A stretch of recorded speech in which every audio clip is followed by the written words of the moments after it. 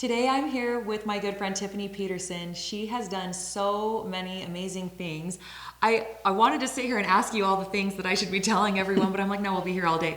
So she's done TEDx talks. She's done motivational speaking. You have a new journal that just came out too. Do you mind telling me a little bit about that? Yes. Hi, love. It's so good to see you. Thanks for And we're having matching. me. I know. It's like, look, we're in the black and the gray. I love it. So yeah, I just had this journal go live last week called My Creation Journal.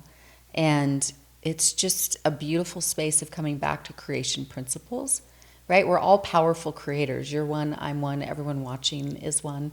We don't always remember that.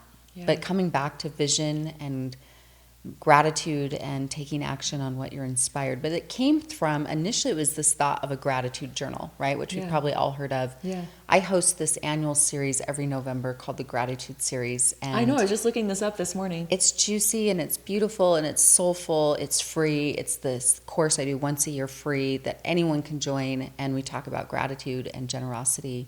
And it's me and a thought leader each week doing that. And I was thinking, I have a gratitude practice I journal to regularly. And it turned, and about 3 years ago, it started morphing into gratitude and manifestation. And manifestation is just another word to say creation, right? Like I want to manifest this into my life. I want to create this into my life. And it's using the power of intention. And so in my own gratitude journal years ago, I started in just blank pages. I'd write about 3/4 of the page would be all these things I'm grateful for.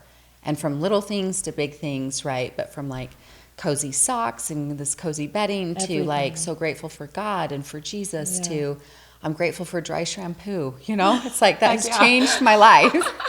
But from big things and heartfelt things to simple things, but still it was this gratitude journal, which gratitude journaling isn't a new concept. But then the last about third of the page, quarter of the page, I started writing things, manifestations of affirmations. And sometimes I'd write it as a prayer, like, thank you, God, for helping me with, and then I'd fill in some things, or I am manifesting things like, you know, I'm getting healthier and fit, more strong, or I'm, you know, attracting 2 new clients this week, and I'm wanting to show up more intentionally in love and nourishing my friendships, and all these things that I, quote, wanted in my life, what we might call, again, your visioning or your vision board or something like that. Like, this is who I want to be, this is what I want to create, this is what I want to attract. And it just became this really beautiful, like, magnetic space because gratitude is a great primer for when you're manifesting. Like when we drop in, and all spiritual teachers and the Holy Bible, all, you know, spiritual texts talk often about thankfulness, no matter what's happening. And that's what I love about gratitude journaling is that one of these practices I teach is just that word I just said is practice, is to see gratitude as a practice, just like yoga, just like lifting weights, is sometimes you don't feel like working out. Yeah, sometimes. You don't, right? A lot of times, right? You don't feel like working out or you don't feel like, you know, like cleaning up the kitchen or whatever, but you always feel great after the fact. Yeah. And gratitude, it's important to realize it's not just a feeling, it's a choice, it's a habit, and it's a practice. So this journal is a hybrid. The first few pages you work on your visioning, and then you have daily pages where you work on gratitude, capturing that, and then what you want to call into your life, manifest or create. And so, yeah, so it's just fun, and it's an idea I've had for a while, and we finally just gave birth to it, my 11-ounce baby. 11 ounces. I love it. I actually looked it up on Amazon today. Tell me the name of it and where they can find it. It's on Amazon. That's the only place you can get it is Amazon, and it's called My Creation Journal. Okay, Yeah. and I'll also post a picture too because I was like, this is so cool. You know what's actually really cool about this too? I'm thinking as you're telling me all this, there's so many good things about having gratitude. I was just telling her a little bit about how I met Sean, my husband, and I just had this feeling I was supposed to pack up and move to Utah, and it was like one step in front of the other. I didn't know anyone. I didn't have anywhere to really go. Big faith, girl. Total. Well, thanks. I was trying, but I knew I was supposed to do it. But I had just right before that, like months before, started my gratitude journal. So now this is over 15 years, almost 16 years ago. Mm-hmm. And I've written almost every single day since then. But what's so cool about this is I got to see every single day what I was feeling, what was happening, and this whole progression of my relationship with this random guy I met named Sean. And here we are 6 kids later, and we've been married, you know, almost 13 years. And it's so amazing to see, like, I mean, not even just for that reason, but every time I've written in my journal, I can go back and look and be like, that's why this happened. And that's why I should have been grateful that whole time, even when I wasn't, you know, that's why I should have been grateful, because it was something better, you know? But I love everything that you represent. Like, I had to stalk you a little bit. Stalk me. I love it. Even though I know you, I still had to stalk you a little bit, because I wanted to really dive into what it is that you do. So tell me about, like, when you've been on, like, you know, TED Talks and stuff, what did you talk about gratitude there, or was it something else? No, so I've done 2 TEDx talks, and one was focused on, it's called The Gifts of Adversity, right? Which is essentially gratitude. Right, and it's just choosing to see the good that all of us as humans will have different seasons or experiences with trials or adversity, like all of us. So it's not will you, it's when, and it's different things for different people, right? And that's all relative of what might be something that's not a big deal to you is a really big deal to someone else. But just knowing we're all in life school here in this human body. And so that TEDx talk is The Gifts of Adversity, is just looking for the gift of, like, what's this here to teach me? What's the lesson that this is? Because often adversity, it's a gift, but it's wrapped in, like, sandpaper, for instance, Do you mind giving me an example of something in your life where that happened? Yeah, I mean, I have several I can draw upon, but I think about, you know, I've had the experience of going through an early cancer experience, and when I was applying that principle, like, what's this here to teach me? And it had a lot to do with forgiveness and forgiving, most importantly, myself, right? Like how the body, I've never read this book, but it gets referenced to me all the time, called The Body Keeps Score. And oh, I've heard of that. You know, and so the power of that was an experience where, I mean, it was like I was shell shocked, like you hear the word cancer and it's you know, big news. And just really learning what that was here to teach me and asking it. And that's part of that. And then other things I've been through in my life. I went through a divorce years back, and you know, again, that wasn't like something at the time, it was really hard, but there was so much good in terms of growth that came from it, because that is what tends to come with adversity, is growth. Yeah. Right? And that doesn't mean you don't have your moments where you cry and order Netflix and like Netflix binge, or like eat your chocolate and treats, or, you know, see the therapist or do the things that you need, but realizing adversity is always an initiator to growth. It doesn't mean you have to like it, but it will call you into growth space. And so while you still go through grief at times of things, the way that life was before, or the loss of a person or relationship, or an experience of some kind, if we drop in at some point and ask, you know, what's this here to teach me, then it usually like has something that's good and valuable that can come from it. Well, okay, so realizing that while you're in that pain and adversity, what else can someone do when they're in the middle of just something horrific? Yeah, I think I'm a big advocate for self-care, right? Like in social or my own podcast, like you'll hear me talk a lot about self-care as well as sales. Most often people are hiring me to help grow their business or grow their platform. My background heavily is in sales, but when you think about when you're in it, right, is increasing your self-care. And self-care is all kinds of things.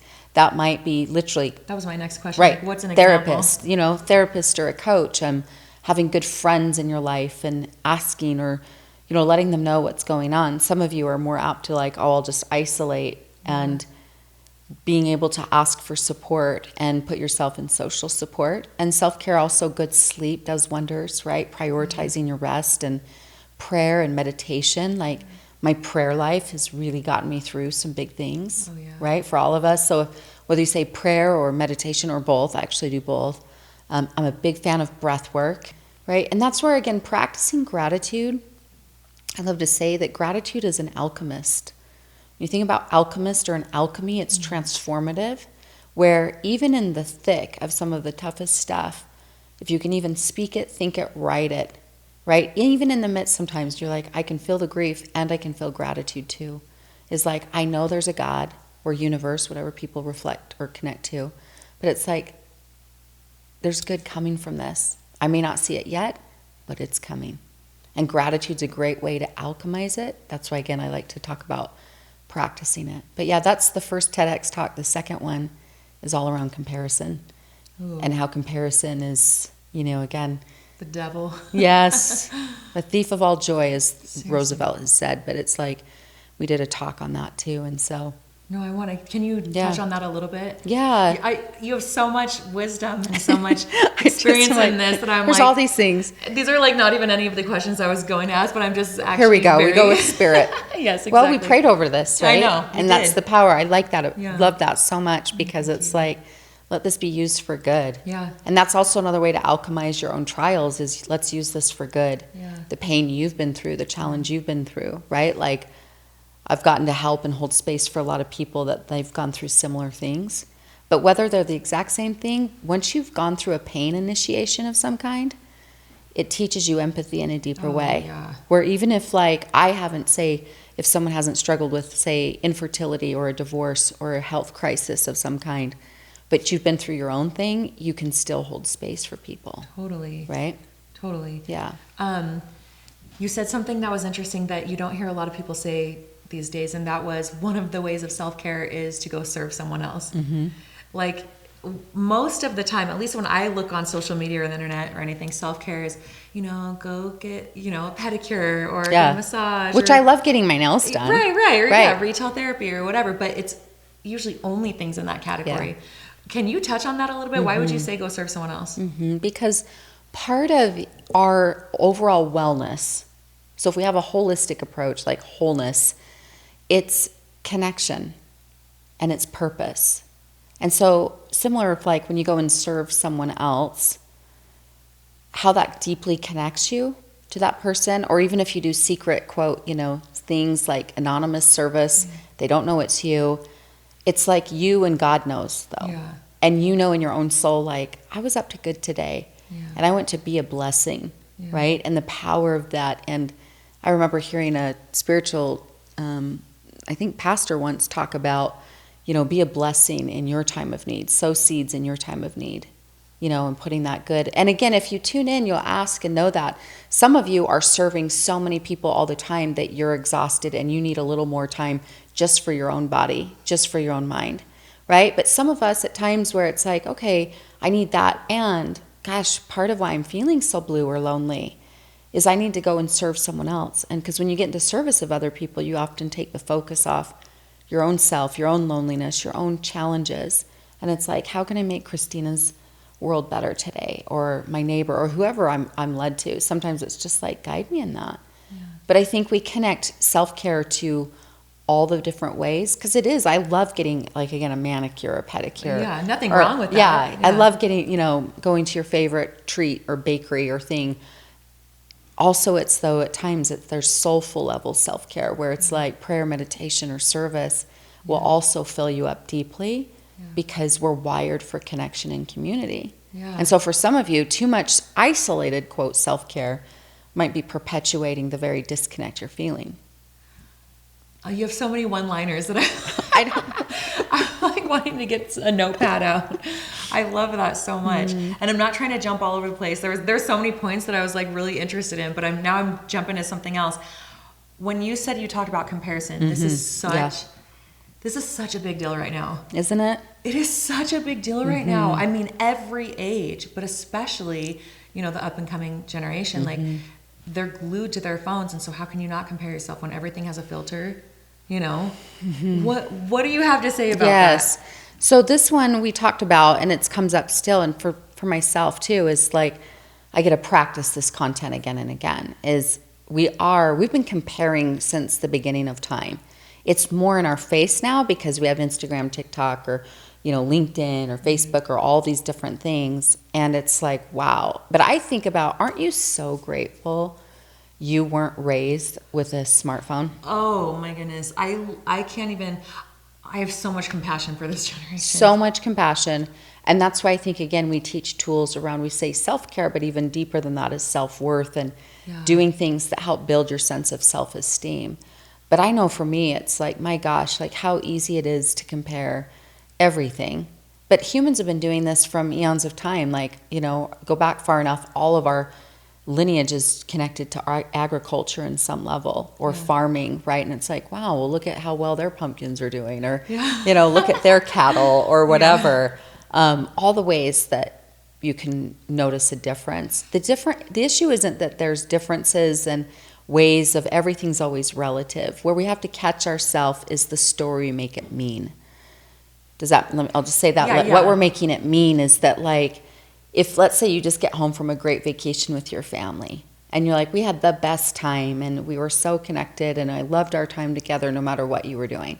And then you get on social and you see a friend of yours or someone you know or someone you maybe you've never met, but you're connected socially, but maybe their whole family went to like Lake Como 5-star, had a private chef every day, 3 meals. You know what I'm saying? Like comparisons, and then you kind of go, oh. And so the dynamic is what we make it mean about ourselves. And usually what we make comparison mean is we're less than. Yeah. We can also come out on the other side of feeling superior. But anytime you compare yourself to anyone, you either feel superior or inferior, most likely inferior. Because have you ever compared yourself to anyone and come out the same? And the answer is no. Yeah. And so it's just being mindful. And if it inspires you, right? Like there's certain people I follow who in their world, and we're in similar line of work, and they're out doing some cool new things and crushing it, so to speak. Like I let that inspires me of like, oh yeah, they're getting after it. I'm getting after it. They're doing it. I'm doing it. They're up to what they're up to. But it's just managing the mindset, the space in between our ears about what we make it mean. And so when we realize, like, literally, you're a walking miracle. Every one of these people watching, you're a literal walking miracle. And I'm not just meaning that as, like, motivational hype talk. Like, the science behind the fact you're in a human body, your odds of being in a human body are, like, 1 in 400 trillion. That's a lot of math. My mind can't go there. Like, I'm not a math expert. But the odds that, like, and think about, like, the ancestry of your parents having to meet, and their parents having to meet, and their parents having to meet. And like the fact that you're incarnated into a body right now, you're a walking miracle. And the fact that you can see, taste, touch, move, create, right? We are literally created in the image of God. You are a creator. And the fact that you can think thoughts or choose to focus your brain, the biggest dynamic for all of us is like, how are you nourishing your mindset? Because just like we talk about the body, or we understand building muscle in the body, your mind and nourishing your mindset, most people don't do that intentionally. How do you nourish your mindset? Because, right, we just repeat, we respond, we're reactive versus proactive. In my corporate days, I worked for Stephen Covey and, you know, his work for years, The 7 Habits of Highly Effective People, being proactive versus reactive. So how it's just like listening and watching to a show like this. You're putting good food in your brain, gratitude journaling, manifesting, prayer, meditation, visualizing, like choosing, like, what do I choose to see today? And that's a practice. And here's the thing, I just also want to give permission. We get to be a work in progress with it. But I'll choose often, like, I'm going to choose to see the good today. I'm going to choose to see God's hand in my day. I'm going to choose to see the love and the good in my world and the world today. Because if I'm not careful, like any one of us, like we're so inundated with, you need to be thinner, you need to be taller, you need to be this, you need to be that. This tragedy is happening in the world. This tragedy is happening in the world. This tragedy is happening in the world.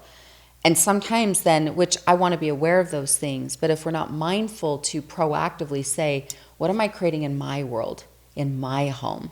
What's the energy? What's going to be the intention of this day in my home, in my life? How am I going to show up when I'm in this meeting or that thing or this group or this with my kids? Now, again, I said this intentionally. We practice this because we're all human and we get to practice being more intentional. But if you're not intentional about what goes in your mind, you'll fall easier prey to those feelings. We all can feel those feelings. Doubt, insecurity, and again, when we're heavily in comparison, those can get triggered more easily. We all fall prey to them. Everyone listening. This is not like just me or just you or just every human. And so when you study this and it's like, I need to be proactive, offensive, we would say in sports, being on offense versus just defense. How do I start my day, for instance, like the power of a morning ritual? Do I start my day on that smartphone? Do I start my day running into mom or dad mode instantly? Or do I start my day with some time in reading and prayer or listening or getting up, going for a walk or workout? Am I doing things like intentionally that will put myself in a, better place? You're so inspiring to me. Another thing that's inspiring is the fact that you took my scattered questions and brought it full circle to where we started, which is gratitude and creation.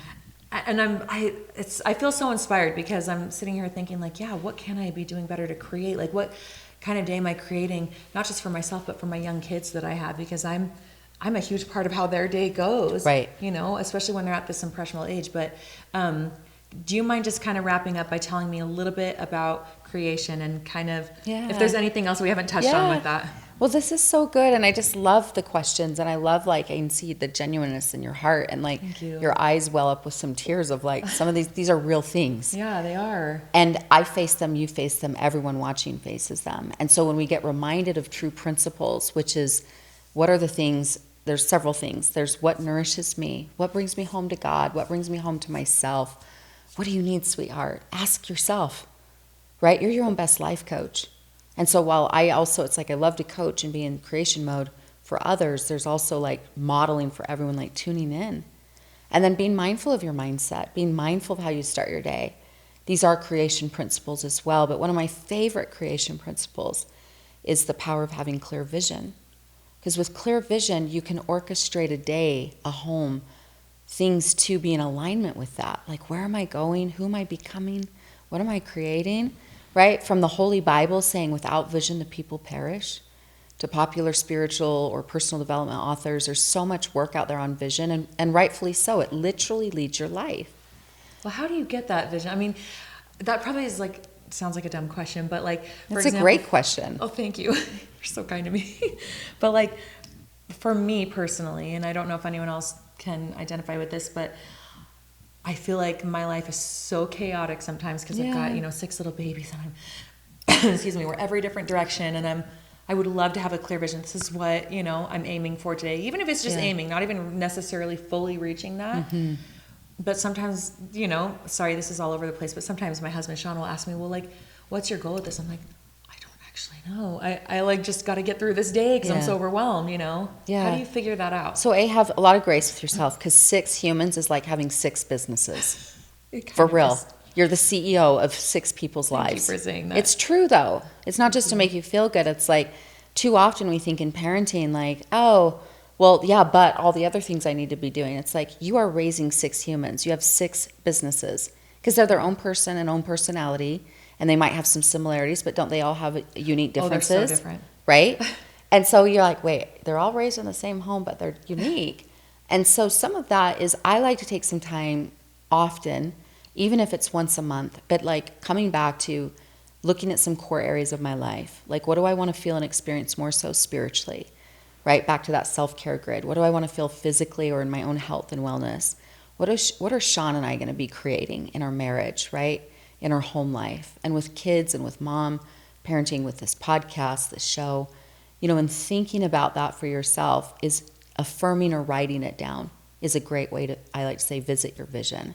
So you write it down. And then if you want to visit it every Sunday night before you head into a new week, I just reread it, okay, and then perhaps make some scheduling things, aligning to things that would put back into it. You get to be a work in progress, but often just even pausing that we're doing right now is, where am I going this week? More microcosm, not even the year. We know this for first of the year. These are great same things.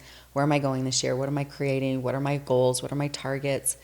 What's my experience I want to feel? But monthly, weekly, even daily is looking at that, but visiting it and saying, okay, where are we going today or this week? What do I want to create?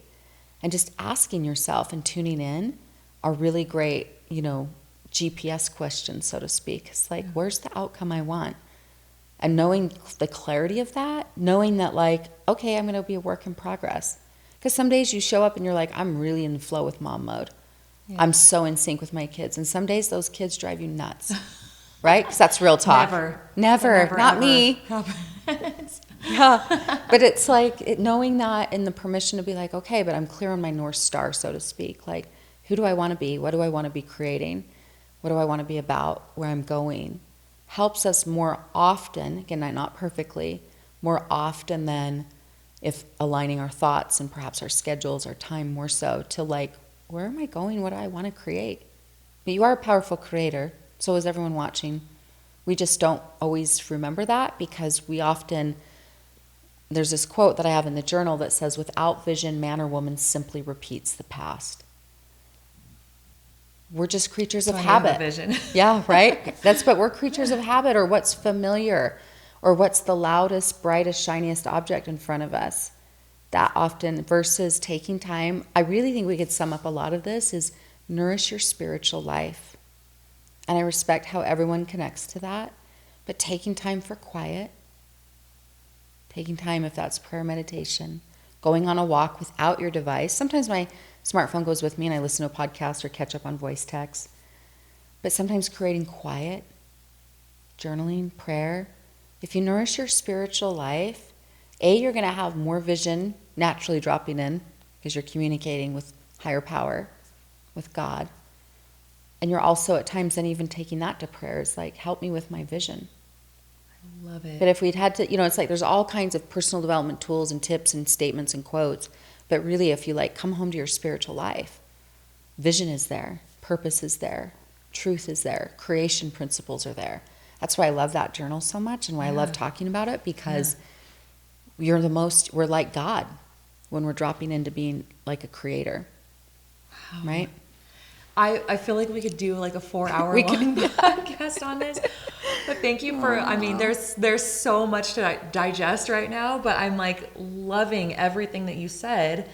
And I love how you just ended it with, kind of get back to spirituality and taking quiet time. No one's taking quiet time right now. Everyone's angry at each other. Everyone's watching the world fall apart everywhere. And I know.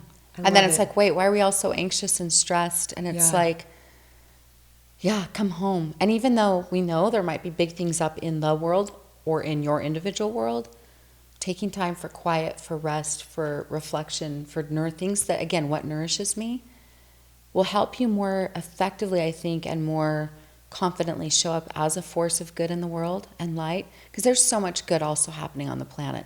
It just doesn't get the news and airtime. Good to remember that. There's good people doing a lot of good, and you're doing good, and a lot of individuals doing good. It's like, but what gets the most attention is always the horrific, the tragedy. Yeah. And I'm not saying they don't deserve attention, but we have to cultivate our inner world too, which is like, hey, gosh, I'm so grateful. There's roof over my head and clothes in the closet and food, and we're connected and we're doing well for the most part. We have stuff, but it's like grounding to us to come back to that. Yeah. Thanks for having me. So much. Like, so joyful to be with you. Go follow Tiffany. She's amazing. She has advice on the things that actually matter. So thank you so much, Tiffany. Thank you, love. Thanks for having me. Of course.